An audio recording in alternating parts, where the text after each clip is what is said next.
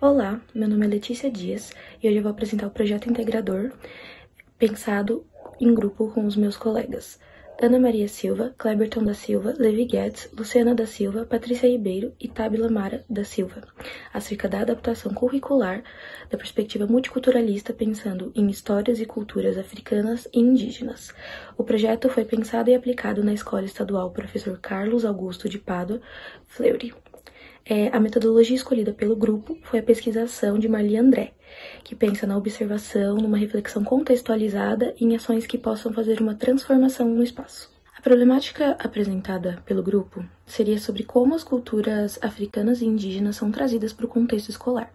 A questão que fica é como estruturar e executar um currículo multicultural que implementa de maneira eficaz as leis 10.639/3 e 11.645/8, bem como as diretrizes da BNCC, visando o enfrentamento do racismo em um ambiente escolar que é muito marcado por tradições e pode ser um pouco resistente, mas também tem muitas possibilidades de transformação.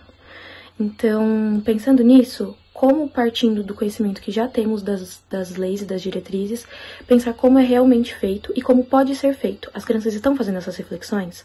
Elas estão pensando no racismo estrutural, na inclusão, no preconceito, no pertencimento, na identidade, de forma integral? E não somente em datas comemorativas ou específicas?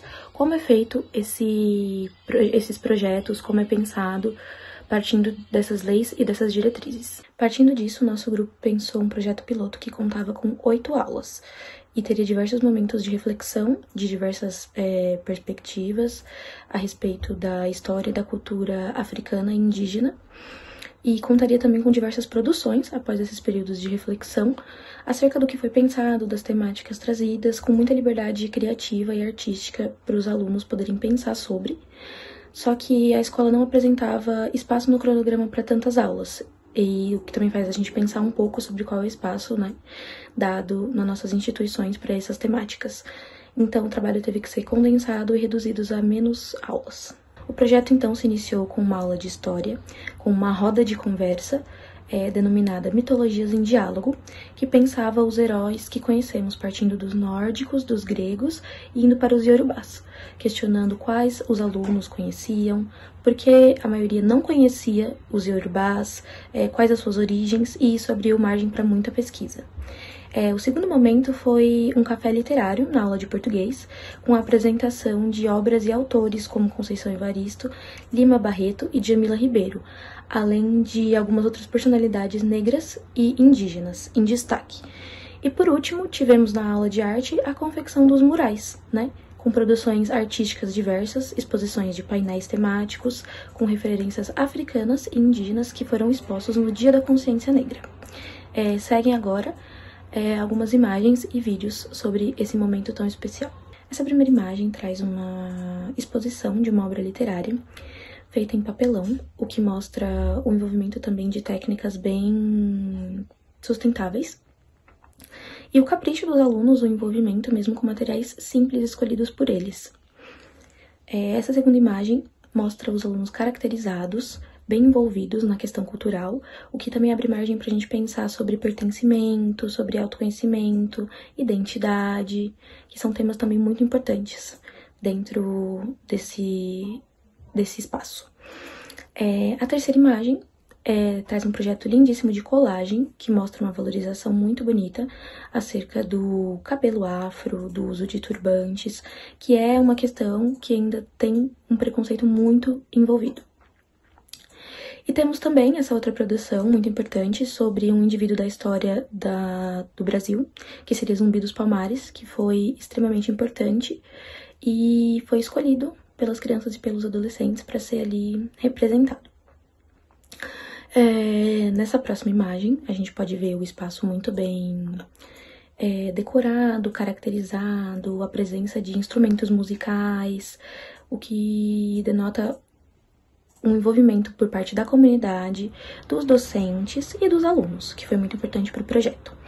E por último, nós temos um breve trecho de uma apresentação que foi gravada de uma aluna que recita o poema Me Gritam Negra, da Victoria Santa Cruz, de uma forma bem impactante e dá pra ver que os alunos ficaram bem envolvidos. Então, segue um trechinho pra vocês. Eu tinha 7 anos, apenas 7 anos. Que 7? Não chegava nem a 5, quando de repente umas vozes na rua me gritaram negra. Negra, negra, negra! Por acaso eu sou negra, me disse? Sim! E que coisa é ser negra? Negra! Eu não sabia a triste realidade que aquilo escondia. Negra! E me senti negra! Negra! Como eles diziam. Negra! E retrocedi. Negra! Como eles queriam. Negra! Partindo disso, é importante a gente falar um pouco dos resultados dessa nossa proposta para pensar essa problemática trazida pelo grupo no projeto integrador. Foi possível observar que houve muito envolvimento da comunidade escolar, dos alunos, dos docentes, e que os resultados foram, basicamente, pensar nesse protagonismo estudantil, pelo envolvimento das crianças e adolescentes nas reflexões, nas produções autônomas, o diálogo que foi trazido e a quebra de estereótipos, porque muitas coisas foram discutidas, houveram muitas reflexões muito importantes, a integração curricular prática, né? Que foi possível pensar em como as leis e a BNCC foram realmente colocadas ali de uma forma muito impactante, partindo de pontos diferentes dos tradicionais, repetitivos de sempre, e também dos produtos concretos que ficaram, né, que podem ser reutilizados, que podem ser apresentados para outras turmas, outros alunos, que foram essas produções, os vídeos, as imagens, e tudo que os alunos trouxeram para agregar nesse projeto.